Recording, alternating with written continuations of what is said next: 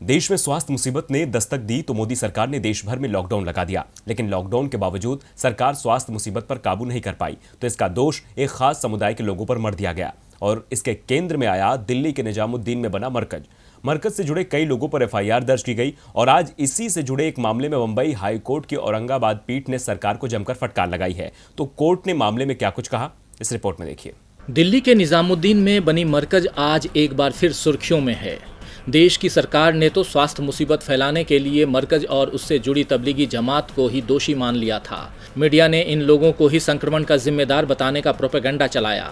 लेकिन आज कोर्ट ने साफ कर दिया है कि सरकार तबलीगी जमात से जुड़े लोगों को गलत तरीके से फंसा रही है। इसके साथ ही बॉम्बे हाई कोर्ट के औरंगाबाद बेंच ने मरकज से जुड़े 29 विदेशियों पर दर्ज मामले को रद्द करने का आदेश दे दिया। इन 29 विदेशी लोगों पर कई गंभीर धाराओं में मामला दर्ज करते हुए कहा गया था कि इन्होंने टूरिस्ट वीजा का उल्लंघन किया। ये सभी वो 29 विदेशी लोग थे जो दिल्ली स्थित निजामुद्दीन के तबलीगी जमात के कार्यक्रम में शामिल हुए थे और इसी कारण इन पर एफआईआर भी दर्ज की गई थी। जिन लोगों पर मामला दर्ज किया गया था वो लोग आइवरी कोस्ट, घाना, तंजानिया, बेनिन और इंडोनेशिया के निवासी थे और इनकी ओर हाई कोर्ट में याचिका दायर की गई, जिसमें उनकी ओर से कहा गया कि वे वीजा लेकर भारत आए थे। ये वीजा भारत सरकार ने जारी किया था। वो यहाँ भारतीय संस्कृति और आतिथ्य को देखने और समझने आए थे। जब वो भारत पहुंचे तो हवाई अड्डे पर उनकी जांच की गई। स्वास्थ्य मुसीबत का असर पूरी दुनिया में पहुंच चुका था और जब उन्हें निगेटिव पाया गया तभी बाहर आने दिया गया था।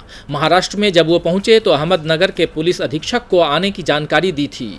23 मार्च को लॉकडाउन की घोषणा हो गई और सब कुछ बंद हो गया। मरकज में भी सोशल डिस्टेंसिंग के नियमों का पालन किया गया था। हाई कोर्ट ने मामले पर सुनवाई करते हुए कहा, दिल्ली के निजामुद्दीन मरकज में आए देशी और विदेशी तबलीगी जमाती लोगों के खिलाफ प्रिंट और इलेक्ट्रॉनिक मीडिया में बड़ा प्रोपेगेंडा चलाया गया।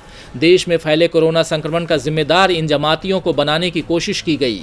जस्टिस नलवड़े ने सरकार को फटकार लगाते हुए अपने फैसले में कहा कि जब कोई बड़ी आपदा आती है तो सरकार दूसरों को दोष देने की कोशिश करती है और अभी के हालात बता रहे हैं कि इस बार भी ऐसा ही किया गया। इन विदेशियों को ही सरकार ने इसके लिए चुन लिया। देश में स्वास्थ्य मुसीबत तेजी से फैली। आंकड़े बताते हैं कि इन लोगों के खिलाफ एक्शन नहीं लिया जाना चाहिए था।